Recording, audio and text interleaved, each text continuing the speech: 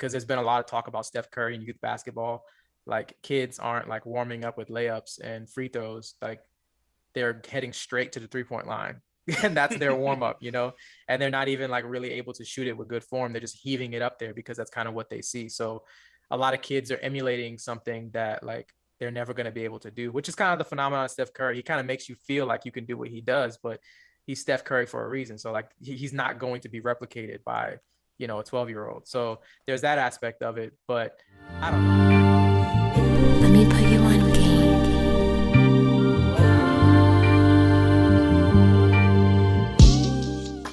So man, you gotta love the NBA because the superstars they can still make things interesting even when they're not in the game.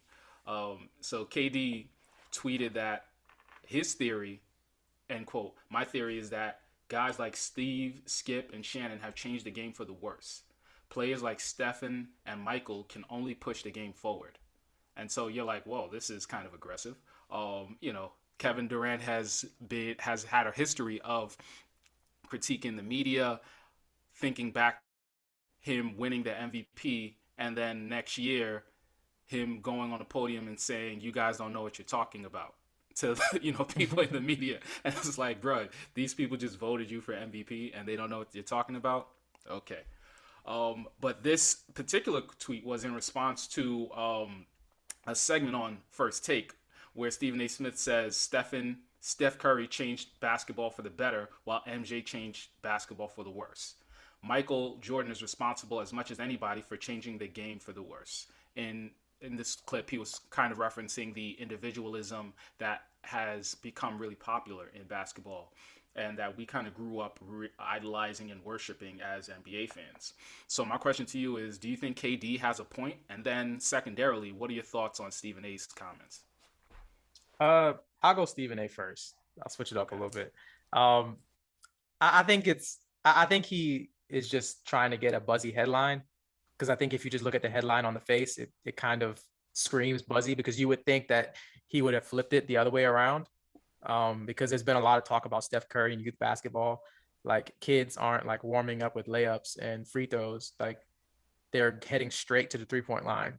And that's their warm up, and they're not even like really able to shoot it with good form. They're just heaving it up there because that's kind of what they see. So a lot of kids are emulating something that like they're never going to be able to do, which is kind of the phenomenon of Steph Curry. He kind of makes you feel like you can do what he does, but he's Steph Curry for a reason. So like he's not going to be replicated by, a 12-year-old. So there's that aspect of it. But I don't know. I think that Michael Jordan has been excellent for the game.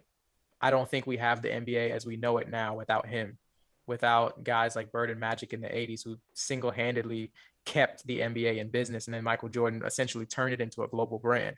So, uh, and he wasn't the first player in the NBA to be marketed as an individual either. So I don't think that there's really much there. It just kind of seems like a First Take segment, like where, oh, there isn't anything spicy in the news to talk about. So we have to like invent a storyline. But for KD, I think he does have a point. Um, Mm. his raging against the media, of course, is very controversial, but I do think that he has a point about, specifically, we've talked about guys like Skip Bayless, where their discussion around basketball is largely narrative based, and it's not really grounded in any form of fact or analysis or breaking down of the game. It's really kind of fluff. I think about terms like clutch gene and how like that has really almost derailed the perception of like a guy like LeBron James to a lot of people, despite the fact that he's like 50% in the clutch. So it's like these narrative based talking points have really done damage to how a lot of casual basketball watchers consume the game. Like they're not watching for things like we talked about earlier with drop coverages, or how a player is being played, or if they're being hunted on the other end, or actually looking at the finer points of the game, who's in a zone, who's playing man to man, who's being hidden on the defensive end, like how efficient a player is. Like all that they're talking about is like, oh, this guy has it mentally or he doesn't, or like these really unquantifiable um, terms. So it's kind of devolved basketball into like these really reductive conversations. So I think that KD really has a point where he's just saying like, it's not even really about the game anymore. It's more about the storyline, and you guys are responsible for that. So I think that stuff is fine when it's being viewed as entertainment, but when it's being viewed as actual basketball analysis, I think it can be a little bit harmful. It's like watching a movie, but like accepting it as fact also. Like you can't, when you're watching a movie, you have to be aware that it's a movie. Mm. It's not the real thing. And but when you take it as the real thing, that can kind of be where it gets kind of harmful. So I think you have to look at these entertainers like Skip and Shannon and Stephen A as more entertainers than actual basketball, analysts. I think that's kind of where they sit with me. Long diatribe, but that's kind of where that's my take on it. Feel free to expand.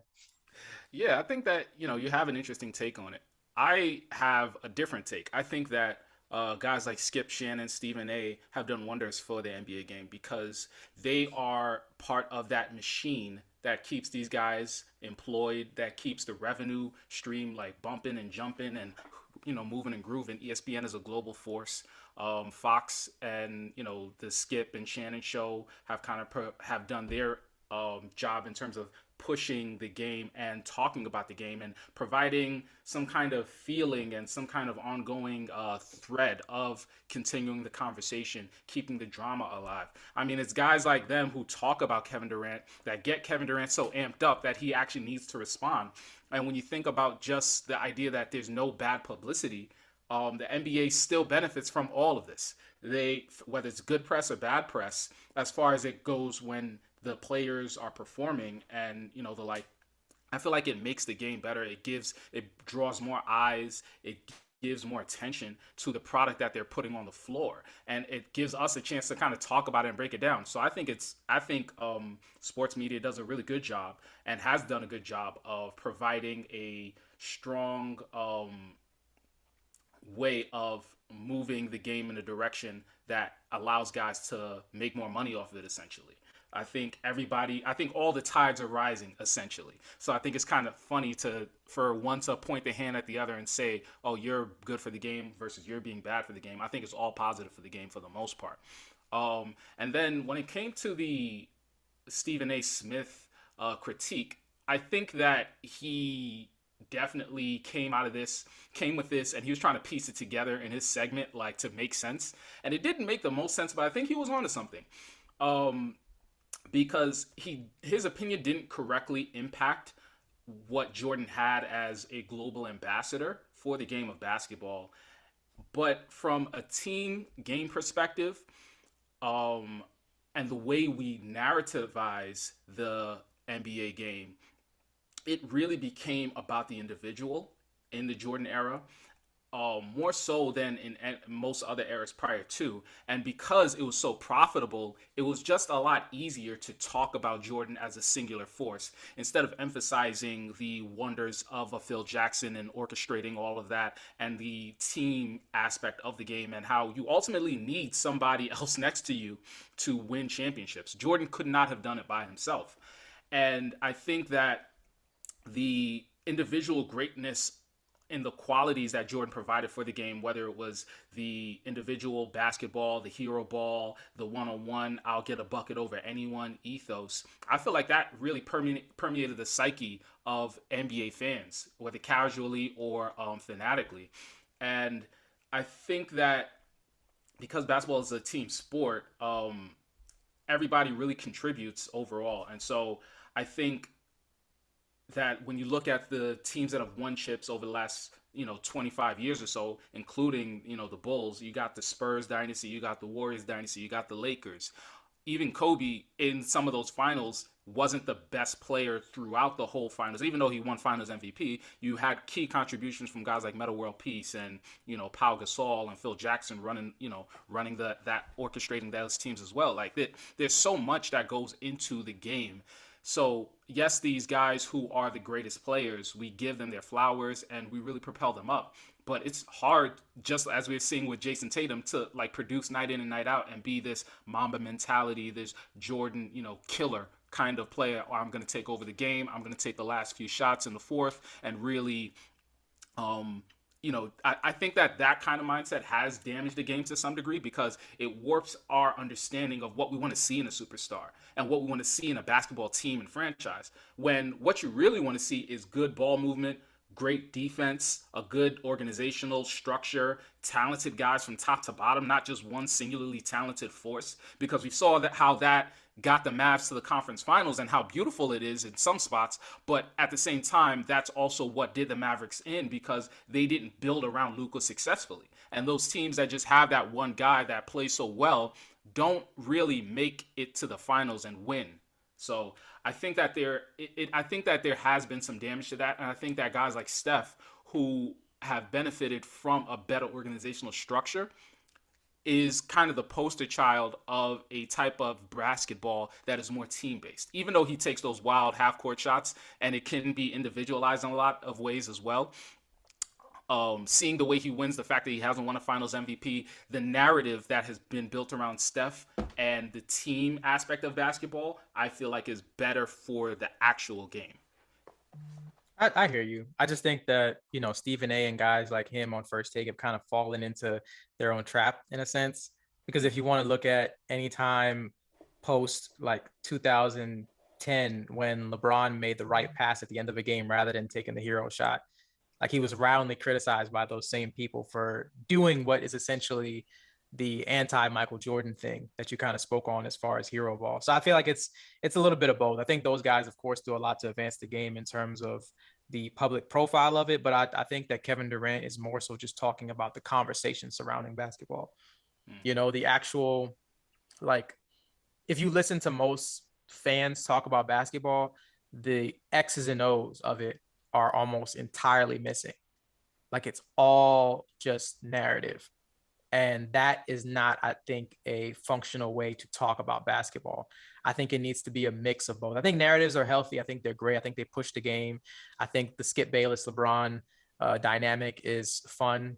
But I think that, what's sorely missing is the balance of actually discussing what makes a player good rather than like their public persona or perceptions about their mentality or those kinds of things that kind of devolve into those conversations where you see these public figures and these talk show hosts kind of just talking about the things that surround the game rather than talking about the actual game itself. you know Yeah. like, or even just like something like, I like Jalen Rose, but him getting on TV and being like, yeah, I voted Kyrie Irving for third team because I'm mesmerized by his game. And it's like, that's an entirely like, it's a watching thing, but it's also like there's a narrative around that rather than like, oh, like let's just look at his basketball reference and see that he played less than 30 games this year.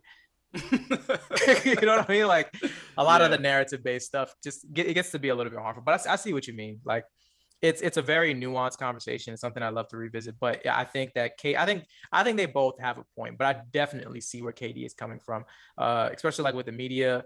I think a lot of the media really, really has these conversations that could serve to be more constructed around basketball. But if you're not going to construct it around basketball, just go all entertainment. Go inside the NBA. Like we know what we're going to the inside the NBA for. We know we're not going for basketball analysis. Kenny can run up to that damn board as much as he wants. We don't care about that. We care about Chuck talking about them big old women in San Antonio. Like that's what we're there for at inside the NBA for. So I hear what you're saying, but I also hear what KD is saying. Yeah. No, yeah, I think this is definitely a conversation that we're going to revisit. I feel like we've spoken about this before, so this isn't the last time we're going to hear KD saying something to the media and vice versa with these clapbacks. So I'm curious to see how this conversation evolves, especially over a long off season. Yeah, because that Kyrie situation gonna get real spicy. So KD might have a lot to say. Yeah. But thanks for checking out this segment of the Put You On Game podcast, where we discuss everything from hoops to hi-hats. Give us your thoughts on the video in the comment section, and you can also find the full podcast in the link in the description below. Don't forget to like, share, and subscribe for more content.